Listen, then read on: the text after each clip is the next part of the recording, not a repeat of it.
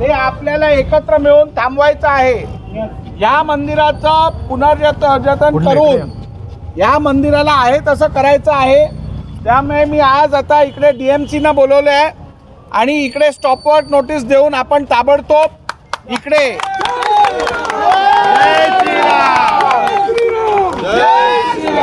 प्रभू श्याम रामचंद्र की जय। आपण इकडे हेरिटेज कमिटीची बैठक लावून हेरिटेज कमिटीकडनं हे असेस करून घेऊ आणि इकडे हेरिटेज स्टेटस द्यायचं पण आपण काम चालू करू।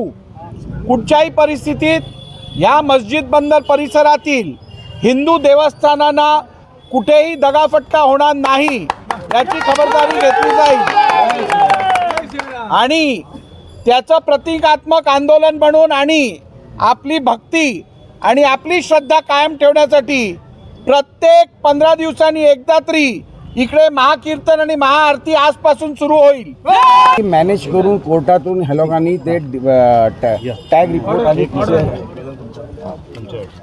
इलिगली कोर्टाला दिशाभूल केलेलं आहे। आमचा रिक्वेस्ट हे डिमॉलिशन वर्ड न वापरता आपल्यामध्ये देऊळ डिमॉलिशन होत नाही आहे, जीर्णोद्धरण होतं आपल्यामध्ये।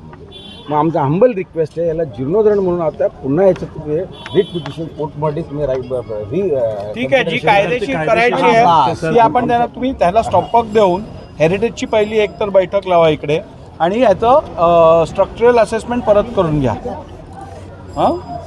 आज आपण मस्जिद बंदर पश्चिमेकडे सॅम्युअल स्ट्रीट ह्या ठिकाणी आलेलो आहे। ह्या ठिकाणी प्रचंड अशी गर्दी आहे। नक्की विषय काय आहे आपण प्रत्यक्षात ह्या इकडे जे आहेत त्यांच्याकडून आपण जाणून घेऊया। नमस्कार, माझं नाव संपत के शेट्टी, विश्व हिंदू परिषद बजरंग दल संपर्क प्रमुख। आमच्या इथे जॉग्राफिकली सर्व चेंज होत चाललं आहे। हे पूर्ण हिंदू एरिया होती, स्लो बाय स्लो इकडचे दलाल आमचेच काही गद्दार लोक त्यांच्यामुळे आम्हाला इथे फार त्रास होतो आहे। आता एवढंपर्यंत लव जिहाद झालं आहे, लँड जिहाद झालं आहे, बिझनेस जिहाद झालेलं आहे। ह्यांच्याकडून माल घेणार नाही, आपल्या लोकांकडूनच माल घ्या, पण आपले हिंदू कधी सुधरत नाही आहेत आणि सुधारणार नाही लवकर। देवळात जर ते ट्रस्टी लोकांनी इलिगली या देवळाला तोडतायत, इलिगली तोडतात म्हणजे बाय रॉंग मीन्स या लोकांनी सर्व कोर्टाचं परमिशन घेऊन आलेत, म्हणजे टॅग डिक्लेअर केलं आहे, ते मॅनिप्युलेट केलेलं आहे। टॅक्स सर्टिफिकेटमध्ये BMCला टाकून कोर्टाला BMCला मॅनेज करून कोर्टाला रॉंग सिद्ध केलं आहे, दिशाभूल केलेलं आहे आणि कोर्टाने ह्यांना डिमॉलिशनचा ऑर्डर दिलेलं आहे। त्या डिमॉलिशनच्या आधारावर ह्या देऊळ तोडायला सुरुवात केलीत आणि देऊळ तोडायला त्यांनी जाणून मुसलमानाला कॉन्ट्रॅक्ट दिलं आहे। जर ते काय जीर्णोद्धरण करायचं असेल, कमीत कमी हिंदूंना कोणाला दिलं असतं, ते मूर्ती व्यवस्थित काढले असते, कुठेतरी जपून व्यवस्थित जाग्यावर ठेवले असते। पण का जाणून आम्हाला चिडवण्यासाठी मुसलमानाला जागा विकून इनडायरेक्टली समोर दाखवले नाही, अजून स्टेप बाय स्टेप त्याचे पैसे त्यांना ट्रस्टी लोकांना मिळणार आहेत। आणि हे ह्या ट्रस्टीचं नाव आणि या मंदिराचं नाव सांगा। काय नाव? श्रीकृष्णा मंदिर म्हणून बोलतात, ते हवेली बोलतात, मंदिरला हवेली बोलतात ते लोक। आणि तो मालक इथेच आता, मालक म्हणजे ते ट्रस्टी दोघे तिघे इथे आलेले आहेत। त्यांना विचारलं हेरिटेज बिल्डिंग, आता आमचे आमदार बोलले ते हेरिटेजमध्ये हे करा म्हणून डिक्लेअर करा। हे कसं अजिबात C1मध्ये कॅटेगरीमध्ये जाऊ शकत नाही आहे। हे कुठल्या याच्यावर कुठल्या आधारावर C कॅटेगरीमध्ये टाकले म्हणून ते अधिकाऱ्यांना बोलवले आज। ते आता त्याचा चौकशी करणार आहेत, ॲडिशनल म्युन्सिपल कमिशनर बरोबर वार्ता होणार आहे। ह्या ठिकाणी BMCचा कोणता वॉर्ड येतो आणि पोलीस चौकीचे कोणत्या ठाणे या ठिकाणी? B ward, Pydhonie police station. माझं नाव सरिता मिडबावकर आहे, मी या विभागात महामंत्री आहे। आमचं एकच म्हणे, जर आता देवांचंच घर राहिलं नाही आहे तर आमच्या हिंदुआंच्या घरांचं कोण गॅरंटी घेणार?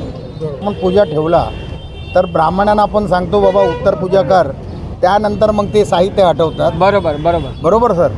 तर कमीत कमी मंदिराला तुम्ही रिडेव्हलपमेंट करत असेल किंवा काही करत असेल, पण ते योग्य त्यांचे जे मंत्र तंत्र करून करणं म्हणजे हे खरं होता। पण असं काही इथे समजलं आहे का बाबा ते रातोरात सर्व मूर्त्या उचलून गायब झाले किंवा काय झाले, त्यामुळे हे थोडासा वातावरण म्हणजे बेशुद्ध झालेलं आहे. ॲक्च्युली BMCने C1मध्ये डिक्लेअर केली. ही हेरिटेज बिल्डिंग आहे, हिंदूंचा प्राचीन इथे मंदिर आहे आणि बिल्डिंगची कंडिशन तुम्ही बघा की ही अतिशय चांगली होती. तिला डेंजर झोनमध्ये यांनी डिक्लेअर केली म्हणजे काहीतरी त्यांनी मॅनिप्युलेटेड केलेलं आहे. तुम्ही इतर बाजूच्या बिल्डिंग बघा, त्या डेंजर झोनमध्ये तिथे लोक राहतात आहे, जीव मुठीत घेऊन राहतात आहे, पण त्या बिल्डिंगला अजून यांनी डेंजर डिक्लेअर नाही केलेलं आहे. पण ह्या बिल्डिंगला पाडायची काही BMCने फार आतताईने दाखवलेली आहे. याच्यावर आमच्या स्थानिक लोकांचा सगळ्यांचा आक्षेप आहे की हे पाडताना तुम्ही कोणाला स्थानिक लोकांना विचारात नाही घेतलं आणि तुम्ही परस्पर जर तुम्ही नोटीस दिली तर ती नोटीस बॅनर टाईप इथे लावा ना. किती दिवस जवळजवळ 1 ते 1.5 महिना झाले इथे डेमोलिशनचं काम आपलं नाव चालू काय आहे. साहेब? नितीन गवादे. आणि याच्यामध्ये ना साहेब आम्हाला असं सांगण्यात येतं की इकडे सगळ्या परमिशन्स घेतलेल्या आहेत, ऑर्डर्स आहेत. मग सगळं जर काय आम्हाला. तुमच्याकडे लिगली आहे तर मग लपून छपून काम काय लपून-छपून का काम चाललंय? करतो? तुम्ही ऑफिशियली नोटीस लावली पाहिजे, विभागाला सूचना दिली पाहिजे. आज C1 डिक्लेअर करताना त्याला काय तर लॉज आहेत, नॉर्म्स आहेत. आज आम्हाला ते बोलतात आमच्याकडे ऑर्डर आहेत. आम्ही त्यांना वारंवार विचारतो की पुढे प्रोजेक्ट काय आहे तुमचा, ते पण आम्हाला सांगत नाहीत. म्हणजे एवढी दहशत. आणि मंदिराचं एक्झॅक्टली आत मूर्त्या आत्ता पण आहेत, तुम्ही बघू शकता. सिमेंट मारलेले त्याच्यावरती, प्लास्टर केलेले आहे. म्हणजे हे सगळं प्री प्लॅन केलेलं आहे ट्रस्टीज आणि बरोबर जे विकासधारक आहेत ते. हे आम्हाला नाही सहन होणार. आज एक मंदिर नाही, इकडे 4-5 मंदिर विभागातला विषय आमचा. बरोबर. ह्या ठिकाणी हिंदूंच्या भावनाचा हा विषय आहे. बघूया भविष्यामध्ये हा विषय कितपर्यंत आपण आमच्या या चॅनलसोबत राहा. आपल्याला या विषयासंदर्भात अपडेट मिळेल. राजेश शिंदे, 24 दिव्य महाराष्ट्र न्यूज, मुंबई. माझं नाव राजेश डोंगरे. हे श्रीकृष्ण मंदिर मानवी संघर्ष समितीतर्फे परत एकदा मी आवाहन करतो, इथे परत एकदा श्रीकृष्ण मंदिरात उभं राहिलं पाहिजे. बोला प्रभू श्री रामचंद्र की जय. बोला प्रभू श्री रामचंद्र की जय. फक्त एकच आव्हान, एकच मागणी, इथे श्रीकृष्ण मंदिर परत उभं राहिलंच पाहिजे, राहिलंच पाहिजे, राहिलंच पाहिजे. हिंदू पुरातन मंदिराचा प्रश्न ऐरणीवरती आलेला आहे. आता आपण माननीय नार्वेकर साहेबांना कोणतं निवेदन दिलं? माझं नाव विशाल लालचंद नाखवा. मी इथला स्थानिक किंवा मूळ रहिवासी देखील तुम्ही मला म्हणू शकता. आज आम्ही इथल्या संपूर्ण हिंदू समाजाच्या वतीने एक जाहीर निवेदन माननीय विधानसभा अध्यक्ष श्री राहुल नार्वेकर, BMC झोन 1 आणि असिस्टंट कमिशनर B वॉर्ड यांना एक लेखी जाहीर निवेदन दिलेलं आहे. त्याच्यात आम्ही असं म्हटलेलं आहे की हायकोर्टातून जे निर्णय आलेले आहेत त्याच्यावरती महानगरपालिकेने पुनर्विचार याचिका दाखल करावी. हिंदूंची मंदिरं पाडली जात नाही, त्यांचा जीर्णोद्धार होतो. त्याच्यामुळे हे जे पाडकाम चालू आहे हे तातडीने थांबवावं आणि जीर्णोद्धाराचे आदेश हायकोर्टाकडून घ्यावेत. दुसरी मागणी अशी केलेली आहे आम्ही की जोपर्यंत पुढील आदेश येत नाहीत तोपर्यंत या पाडकामाला स्थगिती देण्यात यावी. तसेच हे जे पाडकाम सुरू केलं या ज्या मंदिराचे जे ट्रस्टी आहेत ह्या ट्रस्टींच्या निष्काळजीपणामुळे आज हे मंदिर धोकादायक अवस्थेमध्ये आलेलं आहे. कोणत्याही मंदिराच्या विश्वस्तांची जबाबदारी काय असते तर त्यांनी त्या मंदिराचं व्यवस्थापन, त्या मंदिराची देखभाल नीट करणं. ज्या अर्थी हे मंदिर आज धोकादायक स्थितीमध्ये आलं आहे याचा स्पष्ट अर्थ आहे की ही विश्वस्त मंडळी हे मंदिर सांभाळायला नालायक आहे.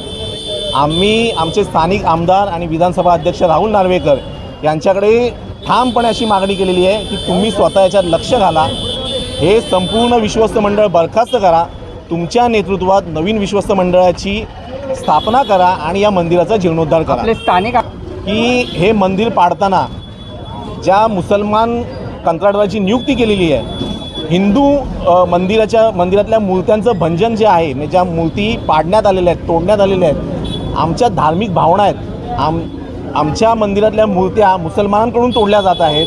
आज देशात आणि आज केंद्रात आणि राज्यात एक हिंदुत्ववादी सरकार असताना आमच्या मंदिरातल्या मूर्त्या मुसलमान तोडत आहेत. याच्यामुळे या विभागातल्या सर्व हिंदूंच्या, पर्यायाने मी तर म्हणेन की या संपूर्ण देशातल्या हिंदूंच्या भावना दुखावण्याचा नीचपणा या ट्रस्टींनी केलेला आहे. त्याच्यामुळे या ट्रस्टींवरती आणि त्या कंत्राटदारावरती भारतीय न्याय संहिता 298 या कलमाअंतर्गत गुन्हा दाखल व्हावा, ही देखील मागणी आम्ही स्थानिक पोलिसांकडे केलेली आहे. आपण सुरेश डोंगरे. माझं असं म्हणणं आहे की ज्या पद्धतीने हे ट्रस्टी आहेत, ट्रस्टी म्हणजे मालक नाही, त्यांनी